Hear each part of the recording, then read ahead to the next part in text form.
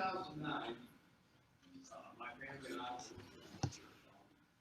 And one of our neighbors had attended Holy Comforter and was very happy with attending the church and invited us to give it a try. It happened to be right around Easter time, and Sharon said, well, let's go Easter Sunday. And I said, no, I don't want to be one of those holiday shoppers that only shows up on Easter and Christmas. So we actually made a decision to go a few weeks earlier. And when we came through the door, we felt very welcome. Everyone was extraordinarily friendly, made us feel right at home. Went through the service. As we got in the car to go home, we looked at each other and knew that we had found our home. And to me, that is what Holy Comforter means. This is home. Family, friends, but this is home. We exclusively went to the 8:30 service at that point in time. And we're a morning family, so the kids were used to getting up early, so that made sense for us to keep them getting up early all through the weekend. And we loved the 8:30 service. I began to usher and really enjoyed the early service. And as time went on, due to various reasons, we lost the 8:30 service to 10:30.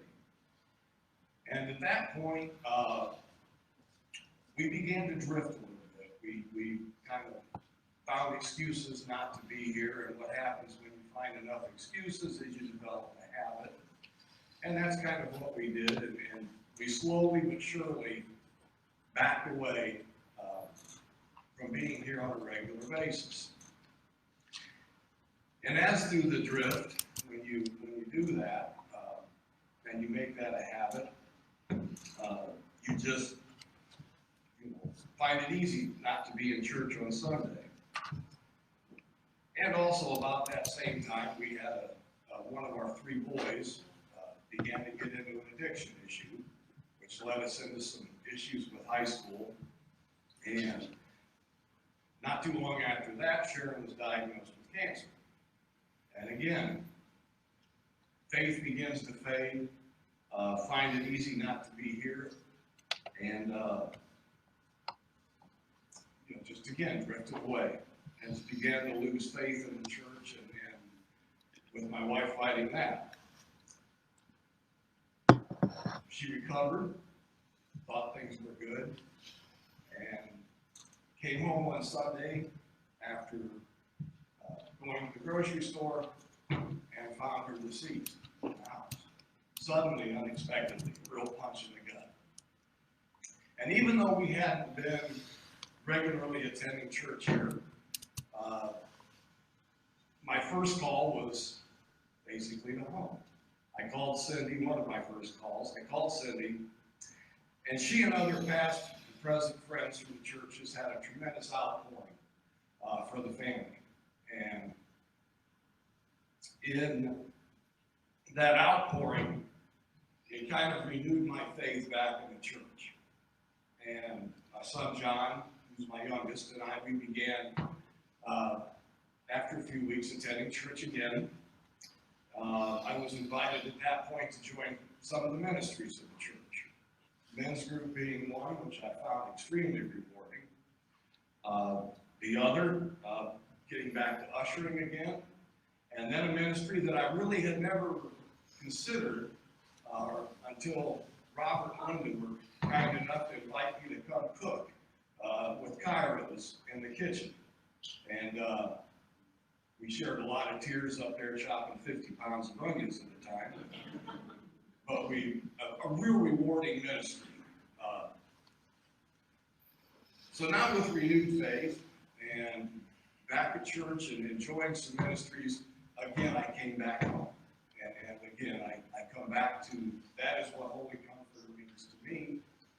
And we just enjoy it so much. And time goes by. And after a couple of years, in the Lord's infinite sense of wisdom or sense of humor, I'm not sure which, the Lord brought Amanda and her daughter Ellie into my life, and into my son John's life, and my other son Andrew, and the oldest son Gregory. And a relationship cultivated, and we have, after COVID struck, unfortunately, we weren't able to do it like we would have liked, but we were able to get married before the probate courts. So again, another blended family. A blended family has come home. And Amanda, I think, I don't know the words in her mouth, but I feel like she really feels this is home church now too.